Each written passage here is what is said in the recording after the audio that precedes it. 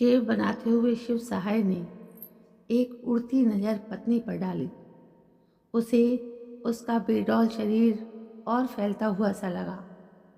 वो नौकरानी को धुले कपड़े अच्छी तरह निचोड़कर सुखाने का आदेश दे रही थी।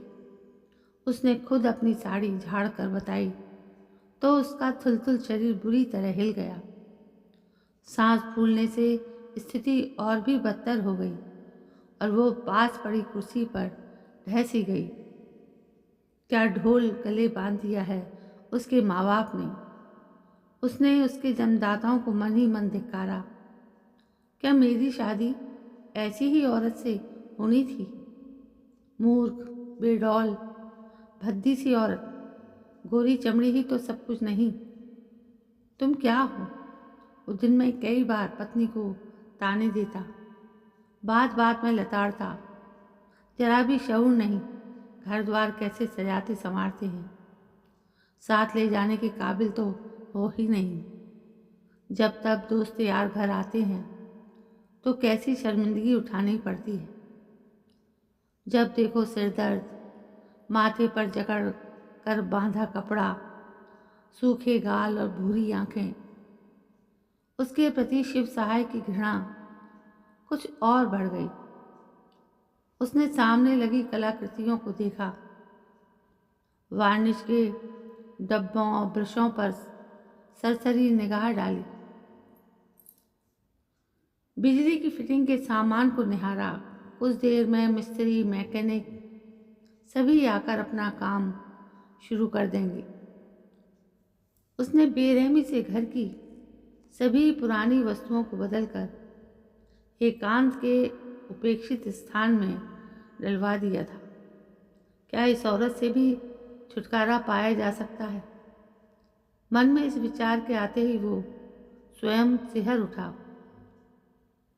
42 वर्ष की उम्र के करीब पहुंची उसकी पत्नी कमला कई रोगों से घिर गई थी। दवा दारू जान के साथ लगी थी, फिर भी वो उसे सब तरह से खुश रखने का प्रयत्न करती, लेकिन उन्नति की ऊंचाई को छूता उसका पति उसे प्रताड़ित करने में कसर नहीं छोड़ता। अपनी कम्मों के हर काम में उसे फुहड़पन नजर आता। सोचता क्या मिला, इससे 2 बेटियां थीं जो अब अपना घर बार बसा चुकी हैं। बाढ़ के पानी की तरह बढ़ती दौलत किस काम आएगी?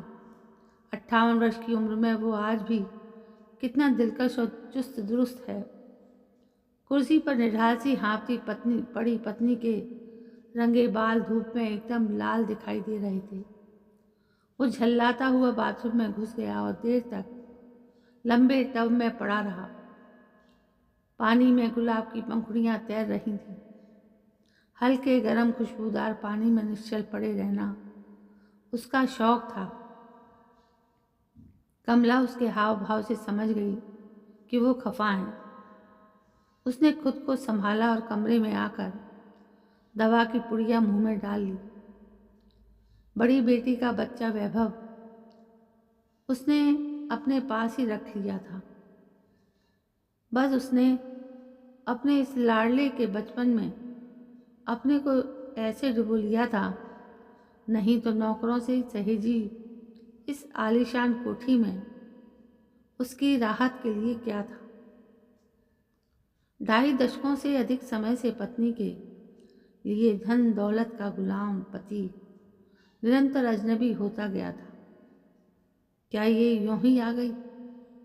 18 वर्ष की मोहिनी सी गोल मटोल कमला जब ससुराल में आई थी तो क्या था यहाँ? 3 मंजिले पर किराए का एक कमरा, एक बालकनी और थोड़ी सी खुली जगह थी। ससुर शादी के 2 वर्षों पहले ही दिवंगत हो चुके थे। घर में थी जोड़ों के दर्द से पीड़ित वृद्धा सास और 2 छोटी नंदें। पिता की घड़ी साजी की छोटी सी दुकान थी जो पिता के बाद शिव सहाय को संभालनी पड़ी, जिसमें मामूली सी आय थी और खर्चे लंबे चौड़े थे। उस लंबे से कमरे में एक और टीन की छत वाली छोटी सी रसोई थी। दूसरी ओर एक किनारे पर्दा डालकर नव दंपति के लिए जगह बनाई गई थी। पीछे की ओर एक अलमारी और एक दीवार घड़ी, यही था उसका सामान रखने का स्थान। दिन में पर्दा हटा दिया जाता, शैया पर नन्हे उछलती कूदती अपनी भाभी का तेल फुलेल इस्तेमाल करने की फिराक में रहती। कमला मुंह अंधेरे रसोई में जुट जाती। बच्चों को स्कूल जाना होता था और पति को दुकान। जल्दी वो भी एक प्यारी सी बच्ची की माँ बन गई। शुरू में शिव सहाय अपनी पत्नी को बहुत प्यार करता था। उसे लगता उसकी उजली गुलाबी आभा लिए पत्नी कम्मो गृहस्थी की चक्की में पिसती हुई बेहद कमज़ोर और धूमिल होती जा रही है। रात को वो उसके लिए कभी रबड़ी ले आता तो कभी खोए की मिठाई। कमला का आगमन इस परिवार के लिए समृद्धि लाने वाला सिद्ध हुआ। दुकान की सीमित आय धीरे धीरे बढ़ने लगी। कमला ने पति को सलाह दी कि वो दुकान में बेचने के लिए नई घड़ियां भी रखे। केवल पुरानी घड़ियों की मरम्मत करना ही काफ़ी नहीं है। चुपके से उसने पति को अपने कड़े और गले की जंजीर बेचने के लिए दे दिए ताकि वो नई घड़ियां ला सके। इससे उसकी आय बढ़ने लगी। काम चल निकला। किसी कारण से पास का दुकानदार अपनी दुकान और ज़मीन का एक टुकड़ा उसके हाथों सस्ते दामों में बेचकर चला गया। दुकान के बीच का पार्टीशन निकल जाने से दुकान बड़ी हो गई। उसकी विश्वसनीयता और ख्याति तेजी से बढ़ी। घड़ी के ग्राहक दूर पास से उसकी दुकान पर आने लगे। मॉडर्न वॉच शॉप का नाम शहर में नामी गिरामी हो गया। मॉडर्न वॉच शॉप से वो अब उसे मॉडर्न वॉच कंपनी बनाने की धुन सवार हुई। उसके धन और प्रयत्न से घड़ी बनाने का कारखाना खुला। बढ़िया कारीगर आए, फिर बढ़ती आमदनी से घर का काया पलट हो गया। बढ़िया कोठी या बेहतर कारें और सभी आधुनिक साजो सामान। बस पुरानी थी तो पत्नी कमला। दौलत को वो अपने प्रयत्नों का प्रतिफल समझने लगा, लेकिन दिल के किसी कोने में उसे कमला के त्याग व सहयोग की याद भी उजागर हो जाती। आभावों की दुनिया में जीते उसके परिवार और उसे आखिर उसी औरत ने तो संभाल लिया था। उसने खुद भी क्या कुछ नहीं किया। घर सोने चांदी से भर दिया है। इस बदहाल औरत के लिए रात दिन डॉक्टर को फ़ोन खटखटाते, मोटे बिल भरते, खूबसूरत ज़िंदगी गंवा रहा है। यदाकदा उसके मन में तूफान सा उठने लगता। वो अर्ध बीमार सी पत्नी पर गालियों की बौछार कर देता। कितनी सीधी और शांत औरत है। किसी तरह की कोई प्रतिक्रिया नहीं, बस एक मुस्कान चिपकाए खाली सा चेहरा और उसकी सुख सुविधाओं का ध्यान। गृहस्थी की गाड़ी यूं ही हिचकोले खाती चल रही थी। कभी कभी एक दुष्ट विचार उसके मन में गहरा जाता। काश कोई अच्छी सी पत्नी आ सकती इस घर में। पर नई गृहस्थी बसाने की बात क्या सोची भी जा सकती है। वो नाना बन चुका है। नवासा 21 वर्ष का होने को आया। इंजीनियर बनने में कुल 2 साल ही तो शेष है। वही तो संभालेगा उसका फलता फूलता धंधा। रिश्ते के लिए अभी से लोग चक्कर लगाने लगे हैं। ऊपर की मंजिल उसके लिए तैयार कराई गई है। उसका एयर कंडीशन बेडरूम और अनोखी साज सज्जा का ड्राइंग रूम। उसके लिए पत्नी के चुनाव के बारे में वो बहुत सजग है। नाश्ते की मेज पर बैठा वो पत्नी के वैभव के संबंध के बारे में सलाह मशवरा करना चाहता था, लेकिन आज वो और भी पुरानी व बीमार दिखाई दे रही थी। उसकी मेज की दराज में अनेक फोटो और पत्र वैभव के संबंध में आए पड़े हैं। लेकिन क्या इस फुहड़ स्त्री ने ऐसे नाजुक प्रसंग को छेड़ा जा सकता है? वो कुछ देर तक चुप बैठा ब्रेड के स्लाइस का टुकड़ा उतरता रहा, मन ही मन अपने आप का पर झुंझलाता रहा। न जाने क्यों व्यर्थ का आवेश उसकी आदत बन चुकी थी। उसकी दरिद्रता के दिनों की साथी, उसकी सहायिका ही नहीं अर्धांगिनी भी न जाने क्यों आज उसके लिए बेईमानी हो चुकी थी। कभी कभी अपनी सोच पर वो बेहद शर्मिंदा भी होता। कमला को पति की भारी डाक देखने तक में कोई रुचि नहीं थी। नौकर गेट पर लगे लेटर बॉक्स से डाक निकालकर अपने साहब की मेज पर रखाता था। लेकिन आज नाश्ते के बाद बाहर टंगे झूले पर बैठी कमला ने पोस्टमैन से डाक लेकर झूले के हत्थे पर रख लिया। 2-3 मोटे लिफाफे झट से नीचे गिर पड़े। उसने उन्हें उठाया तो उसे लगा लिफाफों में चिट्ठी के साथ फोटो भी है। सोचने लगी किसके फोटो होंगे। उसने उन्हें उल्टा पलटा तो कम चिपका हुआ लिफाफा यूं ही खुल गया। एक कमसिन सी लड़की की फोटो उसमें से झांक रही थी। उसने पत्र पढ़ा, वैभव के रिश्ते की बात लिखी थी। तो यह बात है, चुपचाप बहू लाने की योजना चल रही है और उसे कानों कान खबर तक नहीं। क्या हूं मैं? केवल एक धाय मात्र। उसकी आंखों से टप टप आंसू गिरने लगे। सदा से सबकी झिड़कियां खाती आई हूं। पहले सास की सुनती रही, उनसे डर डर कर जीती रही। यहाँ तक कि छोटी नन्हें भी जो चाहती कह लेती थी। उसे सबकी सहने की आदत पड़ गई है। उसकी अपनी बेटियां भी उसकी परवाह नहीं करती। और अब ये व्यक्ति जो कहने को तो पति है, उसे निरंतर तिरस्कृत करता रहता है। आखिर क्या दोष है उसका? कल घर में देवते की बहू आएगी तो क्या समझेगी उसे? घर की मालकिन या कोने में पड़ी एक दासी? उसकी दशा क्या होगी? उसकी आज जो हालत है, उसका जिम्मेदार कौन है? क्यों डरती है वो हर किसी से? उसके पति ने भी कभी उसके रूप की सराहना की थी, उसे प्यार से दुलारा था, छाती से चिपटा कर रातें बिताई थी। अब वो एक खाली ढोल होकर रह गई है। साज सज्जा की सामग्री से अलमारियां भरी हैं, साड़ियों सूटों से वार्डरोब भरे पड़े हैं। लेकिन इस बीमार थुलथुल देह पर कुछ सोता ही नहीं। कम्मो झूले से उठ खड़ी हुई और ड्रेसिंग मेज पर जाकर खुद को निहारने लगी। क्या इस देह में अब भी कुछ शेष है? उसे लगा उसके अंदर से एक धीमी सी आवाज आ रही है, कम्मो, अपनी स्थिति के लिए केवल तू ही जिम्मेदार है। तू अपने पति की उन्नति में सहायक बनी, लेकिन उसकी साथी नहीं बनी। वो ऊंचाइयां छूता रहा और तू जमीन का जर्रा बन गई।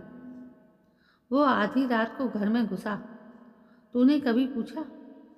कभी नहीं पूछा। बस उसके स्वागत में आंखें बिछाई रही। उसकी इच्छा हुई वो भी आज गुलाब की पंखुड़ियों में नहाए। उसने बाथरूम के लंबे टब में गुलाब की पंखुड़ियां भर दी, गीजर ऑन कर दिया। गर्म फुहारों से टब लबालब भर गया तो उसमें जाकर लेटी रही। उसमें से कुछ समय बाद निकली तो काफ़ी हल्का महसूस कर रही थी। आज उसने अपनी मनपसंद साड़ी पहनी और हल्का मेकअप किया। अब वो जिएगी तो अपने लिए, कोई परवाह करे या ना करे। एक आत्मविश्वास से वो खिलने लगी थी। नहाने के बाद ऊपर जाकर धूप में जाने की इच्छा उसमें प्रबल हो उठी। लेकिन एक अरसे से वो सीढ़ियाँ नहीं चढ़ी थी। घर की जोड़ी लांघती तो उसकी सांस बेकाबू हो जाती है। फिर इतनी अधिक सीढ़ियाँ कैसे चढ़ेगी?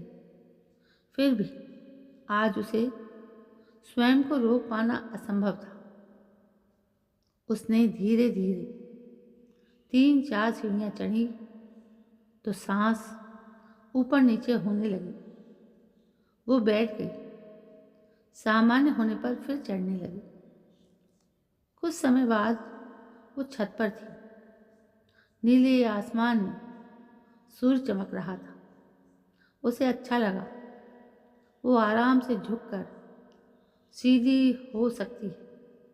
बिना कष्ट के उसने आगे पीछे फिर दाएं बाएं होने का यत्न किया तो एक लचक सी शरीर में दौड़ गई। तत्पश्चात थोड़ी देर बाद वो बिना किसी परेशानी के नीचे उतर आई। रसोई में रसोइया खाना बनाने की तैयारी कर रहा था। कमला काफ़ी समय से वहाँ नहीं झांकी थी। नंदू पूछता क्या बनेगा तो बेमन से कह देती साहब की पसंद, तू जानता ही है।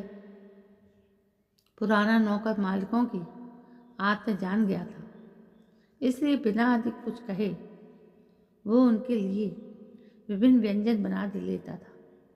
समय पर नाश्ता और खाना डाइनिंग टेबल पर पहुंच जाता। घी मसालों में सराबुर सब्जियां, चावल, रायता, दाल, सलाद, सभी कुछ। कमला तो बस 2-4 कौर ही मुंह में डालती थी, फिर भी काया फूलती ही गई। उसका यही बेडौल शरीर ही तो उसे पति से दूर कर गया है। कमला नीचे आई तो रसोई घर में घुस गई। उसे आज स्वयं भोजन बनाने की इच्छा थी। कमला ने हरी सब्जियां छांट कर निकाली, फिर स्वयं ही छील काट कर चूल्हे पर चिल्ला दी। आज से वे उबली सब्जियां खाएगी। शिव सहाय कुछ दिनों के लिए बाहर गया था।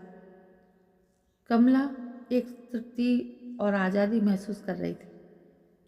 आज किसी जीवनचर्या को वो लगातार अपनाने लगी। शारीरिक श्रम की गति और अधिक कर दी। उसे खुद ही समझ में नहीं आया कि अब तक उसने न जाने क्यों शरीर के प्रति इतनी लापरवाही बरती और मन में क्यों एक उदासी भूल ली।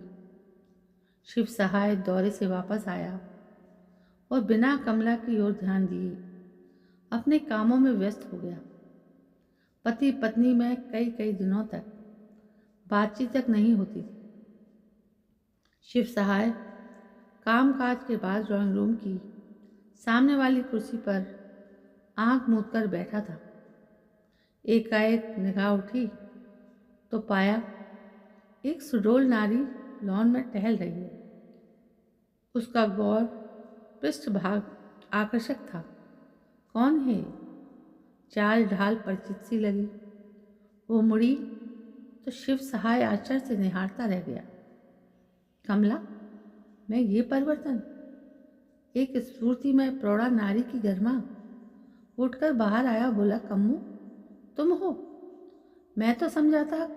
कम्मू ने मुस्कान बिखेरते हुए कहा, क्या समझा आपने कि कोई सुंदरी ही आपसे मिलने के इंतजार में टहल रही है? शिव सहाय ने बोलने का और मौका ना दे कम्मू को अपनी ओर खींचकर सीने से लगाते हुए कहा, तुम्हारी बहुत उपेक्षा की है मैंने, पर यकीन करो अब भूल कर भी ऐसा नहीं होगा। आखिर मेरी जीवन सहचरी हो तुम। कम्मू का मन खुशी से बांसों उछल रहा था। वर्षों बाद पति का वही पुराना रूप देखकर, वही प्यार पाकर उसने निर्णय ले लिया कि अब इस शरीर को कभी बेडौल नहीं होने देगी। सच संवर कर रहेगी और पति के दिल पर राज करेगी। वैभव की शादी के लिए वधू का चयन दोनों की सहमति से हुआ। निमंत्रण पत्र रिश्तेदारों और परिचितों में बढ़ गए। शादी की धूम निराली थी। सज्जित कोठी से लंबे चौड़े शामियाने तक का मार्ग लहराती सुनहरी रुपहली मेहराबों और रंगीन रोशनियों से चमचमा रहा था। स्टेज पर नाच रंग की महफिल जमी थी तो दूसरी ओर स्वादिष्ट व्यंजनों की बहार थी। अतिथि मनपसंद पेय पदार्थों का आनंद ले रहे थे और महफिल में शामिल हो जाते थे। आज कमला ने भी जमकर श्रृंगार किया था। वो अपने अनूठे सौंदर्य में अलग ही दमक रही थी। कीमती साड़ी और कंधे पर सुंदर पर्स लटकाए वो इष्ट मित्रों की बधाई व सौगात ग्रहण कर रही थी। वो थिरकते कदमों से महफिल की ताल में ताल मिला रही थी। लोगों ने शिव सहाय को भी साथ खींच लिया।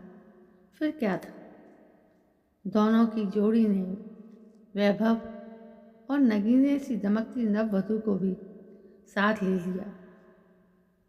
अजब समा बना था। कल की उदास और मुरझाई कमला आज समृद्धि और स्वास्थ्य की लालिमा से भरपूर दिखाई दे रही थी। ऐसा लग रहा था मानो आज वो शिव सहाय के घर और हृदय पर राज करने वाली पत्नी ही नहीं, उसकी स्वामिनी बन गई थी। तो दोस्तों, इस पूरी कहानी से बस यही शिक्षा मिली कि कभी भी अपने जीवन को किसी भी कारणों से निरर्थक नहीं बनाना चाहिए। सब कुछ हमारे हाथों में होते हुए भी हम अपने जीवन को बोझिल बना लेते हैं। इस कहानी का शीर्षक परिवर्तन बिल्कुल सार्थक शीर्षक है। कैसे कमला ने अपने जीवन को बदल डाला। दोस्तों, कहानी अच्छी लगी हो तो लाइक, शेयर और कमेंट जरूर करिए और मेरे चैनल को सब्सक्राइब करना ना भूलें। कल मैं फिर हाजिर होती हूँ। तब तक के लिए जय हिंद, वंदे मातरम।